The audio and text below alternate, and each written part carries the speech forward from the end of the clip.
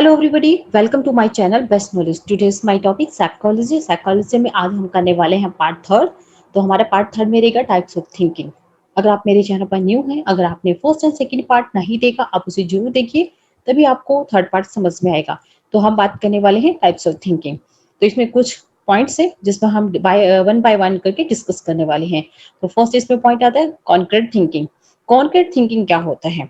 It is the kind of thinking which is possible only when the material related to problem is present in front of the person in some kind of form. Means concrete thinking क्या है? इसमें जो भी problem है, अगर सामने वाले व्यक्ति उस प्रॉब्लम को सॉल्व करना चाहता है तो प्रॉब्लम उसी के सामने ही होती है। यानी प्रॉब्लम को सॉल्व करने के लिए जो मटेरियल है, जिस मटेरियल से प्रॉब्लम को सॉल्व किया जाता है, वो प्रॉब्लम तो उसके सामने ही है। किसी भी टाइप की प्रॉब्लम उसके सामने ही प्रेजेंट होती है। For example, children are taught counting with the help of stone or beads. Means कोई भी स्मॉल चिल्ड्रन है, उसे दुनियादारी का कुछ भी नहीं मालूम, उसे कुछ चीजें सिखाकर इस काबिल किया जाता है कि जब वो बड़ा होता है तो उसे कुछ चीजों की समझ हो।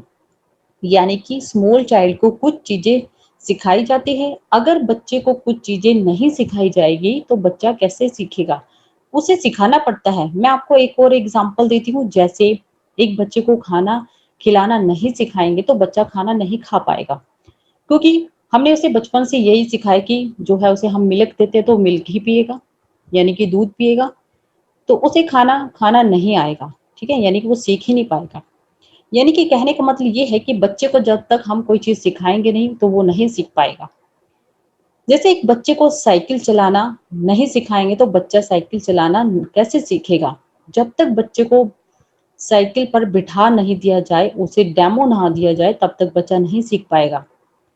यानी कि कैसे आपको साइकिल चलानी है, उसे कैसे सिखाने के लिए डेमो देकर आपको उसे सिखाना पड़ता है और उसे स्टेप वाइज बताना पड़ता है कि आपको साइकिल कैसे करना है, चलाना है, आपको हैंडल को कैसे कंट्रोल करना है, आपको पैडल कैसे मारना है।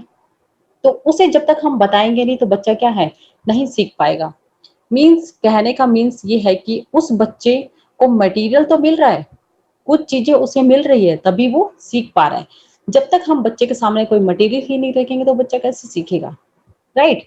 नेक्स्ट इसके बाद आता है similarly if a person want to test the working of a part of a machine, it will be possible if this part are shown to be the learner. Means इसमें कहा गया है एक पर्सन जो वर्क करना चाहता है उसके पास कोई भी मशीन नहीं है, जब तक उसे मशीन नहीं मिलेगी तब तक वो काम नहीं कर पाएगा। राइट। नेक्स्ट इसके बाद similarly most of the mathematical problems are solve with continuous working on paper. एक मैथमेटिक्स एग्जांपल दिया गया है। अगर मैथमेटिक का कोई भी सम है, ठीक है, अगर वो उसे सॉल्व करना चाहता है, जब तक उसे हम एक पेन और पेपर नहीं देंगे तो उसका सम जो है मैथ का वो कैसे सॉल्व होगा? राइट। यानी कि हम एक जो पेन और पेपर नहीं मिलेगा उस बच्चे को तो उसका जो मैथ का सम वो कैसे सॉल्व होगा? वो बार बार प्रैक्टिस करेगा, फिर सॉल्व करेगा। जब तक वो प्रैक्टिस नहीं करेगा तब तक सम सॉल्व नहीं होगा। Such type of thinking develop in the initial stage of development. Means वे एक क्या है, इनिशियल स्टेज होती है, किसकी? स्टार्टिंग स्टेज होती है। Right. It is the primary mode of thinking in childrens. ये एक प्राइमरी स्टेज होती है चिल्ड्रन की, सीखने की या फिर सोचने समझने की स्टेज होती है। नेक्स्ट इसके बाद आता है एब्स्ट्रैक्ट थिंकिंग। इसमें क्या कहा गया है? It is thinking which is possible even in the absence of any material in the front of person. यानी कि यहाँ जो मटेरियल है वो यहाँ पर प्रेजेंट ही नहीं है। यानी कि जो थिंकिंग प्रोसेस है उसके लिए कोई भी मटेरियल ही नहीं है, उसे उस प्रॉब्लम को सॉल्व करनी है, उसके लिए कोई ऑप्शन ही नहीं है। It is possible with images, concept and language. Means इसमें कहा गया है कि ये कैसे होगा, ये कोई इमेज बनी होगी उसके थ्रू कर सकते हैं, या कंसेप्ट दिया जाएगा, या फिर कोई लैंग्वेज के थ्रू से सॉल्व किया जाएगा। राइट। नेक्स्ट इसके बाद आता है it does not require the object and situation in real form. They represent in the form of the images and concept and language help in the abstract thinking. Means इसमें कहा गया है कि कोई भी ऑब्जेक्ट या कोई भी सिचुएशन या रियल फॉर्म में नहीं है। For examples, a nurse as a student is given hypothetical and problem to solve, that if some emergency develops with the patient and doctor is not available, then what she will do? Means इसमें कहा गया एक nurse के सामने कोई problem आ जाती है और पेशेंट आ जाता है इमरजेंसी में, उसे उस टाइम पर डॉक्टर भी प्रेजेंट नहीं, उस टाइम पर क्या है डॉक्टर भी प्रेजेंट नहीं होता उस पीरियड में। मीन्स पेशेंट आ गया है, सबसे पहले पेशेंट को कौन देखेगा? डॉक्टर। पहले डायग्नोसिस करेगा डॉक्टर, और डॉक्टर को संभालना होगा इमरजेंसी वाले पेशेंट को, तब नर्स केयर कर सकती है। पर यहाँ डॉक्टर प्रेजेंट ही नहीं है, इस कंडीशन में नर्स क्या करेगी? नेक्स्ट है with imagination she will and construct with the problem in her mind and will solve also is imaginations। तो वो क्या करेगी? जो भी नर्स ने ट्रेनिंग ली है वो इमेजिन करेगी कि क्या क्या इमरजेंसी वाले पेशेंट को कैसे ट्रीट किया जाता है, तो नर्स उस प्रॉब्लम को सोल्व करने की कोशिश करेगी। ये एक एब्स्ट्रैक्ट थिंकिंग है, ये एब्स्ट्रैक्ट थिंकिंग की तरह वर्क करती है। नेक्स्ट इसके बाद आता है as the child grow to an adolescent stage abstract thinking develops. Means जैसे जैसे चाइल्ड बड़ा होता है, एडोलसेंट स्टेज में आता है, तो एब्स्ट्रैक्ट थिंकिंग है वो भी डेवलप होती जाती है, राइट? वो भी क्या होती है? डेवलप होती जाती है। नेक्स्ट इसके बाद आता है लॉजिकल थिंकिंग। लॉजिकल थिंकिंग में क्या कहा गया है? It is also called reflective and thinking. Means इसमें कहा गया है कि ये एक इस टाइप का रिफ्लेक्टिव थिंकिंग है और इसे रिफ्लेक्टिव थिंकिंग भी कहा जाता है। It is usually done with some reason and logic. ये किस पर वर्क करेगी? ये रीजन और लॉजिक पर वर्क करेगी। These logic and reason are formed with the arranging and the fact and figures in a sequence। जो लॉजिक एंड रीजन है वो किस पर वर्क करेगी? Fact and figure. वो क्या जरिया हो सकता है? क्या फिगर हो सकता है? For examples, a person give logic for his faith in God that such a waste and universe in run by a force and that force is God। Means इसमें एक पर्सन है वो गॉड पर बहुत ज्यादा बिलीव करता है, वो जो सेकंड पर्सन है वो गॉड पर बिलीव ही नहीं करता है। उसकी जो फेथ है वो कैसे एक्सप्लेन करेगा?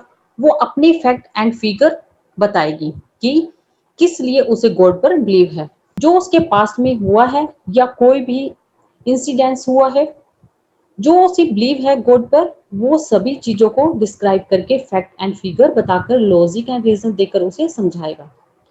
नेक्स्ट इसके बाद है this thinking always persist and toward a goal with the object to solve the problems. इस टाइप की थिंकिंग क्या है? गोल को अचीव करने के लिए या किसी भी प्रॉब्लम को सॉल्व करने में काम करती है। बाद आते हैं creative thinking. It is a kind of thinking which proceeds towards some novelty. इस टाइप की जो थिंकिंग होती है वो किसको वर्क करती है? वो करती है नोवेलिटी पर। यानी कि ये थिंकिंग कैसे वर्क करेगी? ये नोवेलिटी पर वर्क करती है। Versus invention and discoveries are the product and creative thinking.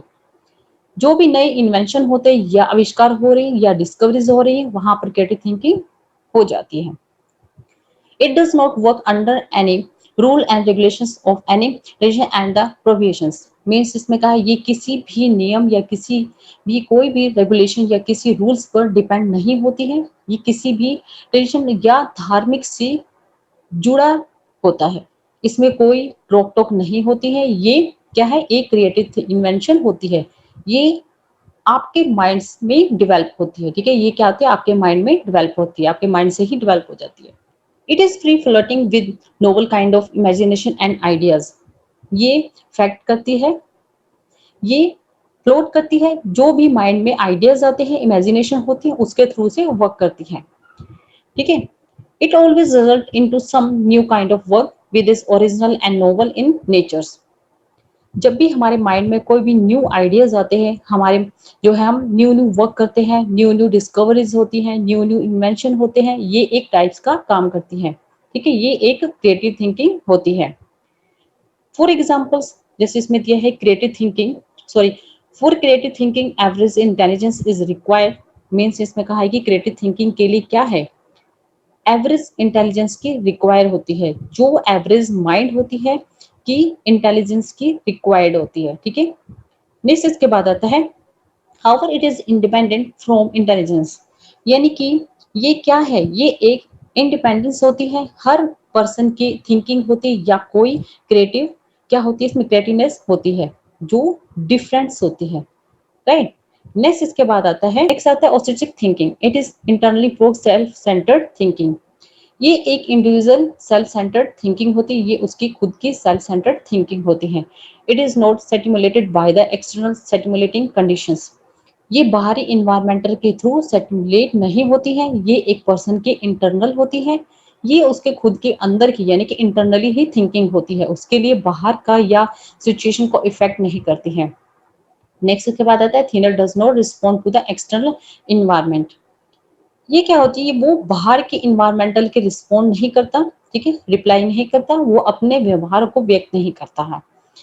इसे एक तरह की क्या होता है नॉर्मल बिहेवियर बोला जाता है। यानी कि ये क्या, it is also considered a kind of abnormality. यानी कि इसको क्या बोलते हैं हम, ये एक तरह की नॉर्मल बिहेवियर जिसे कहा जाता है। These individual are inflexible in thinking and mostly invariant in natures. मीन्स इस तरह के पीपल को इनफ्लेक्सिबल कहा गया है क्योंकि वो इन्वायरमेंट में एडजस्ट नहीं हो पाते, वो सेल्फ सेंटर्ड हो गए, इनको किसी भी चीज का इफेक्ट नहीं होता बाहर की दुनिया में क्या हो रहा है।